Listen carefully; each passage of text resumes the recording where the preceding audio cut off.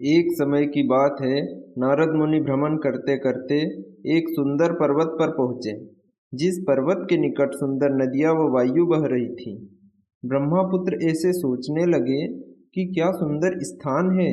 मेरे मन में यह बात आ रही है कि यहीं पर प्रभु का ध्यान धरूं, क्योंकि ऐसा स्थान अब ढूंढने से भी नहीं मिलेगा।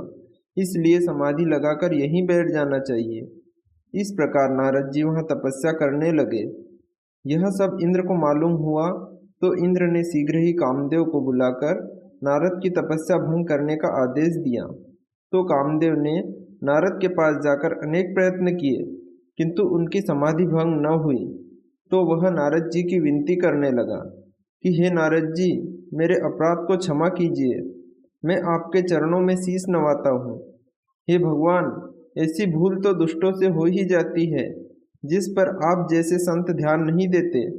उस पर नारद मुनि ने कहा कि हे कामदेव, तू क्यों मन में चिंता करता है? मैं तेरे अपराध को क्षमा करता हूँ।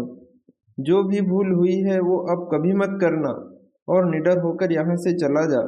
इस प्रकार नारद ने प्रिय वचनों के द्वारा रति के पति का आदर किया। इस प्रकार कामदेव वहाँ से चला गया। पर नारद मुनि को घमंड आ गया कि मैंने कामदेव को जीत लिया। फिर वह शिवजी के पास गया और शिवजी से कहने लगा कि हे प्रभु, मैंने आज काम को जीत लिया है। आज कामदेव अपनी सेना लेकर मेरी तपस्या भंग करने आया था, लेकिन किसी भी तरह से मेरी तपस्या भंग न हुई, तो उसने सिर नीचे कर लिया। अंत में वह मेरे चरणों में आकर गिर गया, और जब मेरी विनय की तो मैंने उसे समझाकर भेज दिया। तो शिवजी कहने लगे, हे नारद जी, तुम मुझे प्राण के समान प्यारे हो, इसलिए तुम्हें समझाता हूँ। ध्यान देकर सुनो।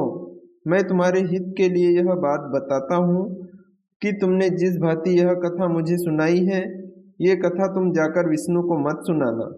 इस प्रकार शिव के वचन सुनकर नारद वहाँ से चले गए, पर उन्हें घमंड था, इसलिए वे क्षीर सागर पहुँचे तो भगवान विष्णु ने उन्हें आसन पर बैठाया।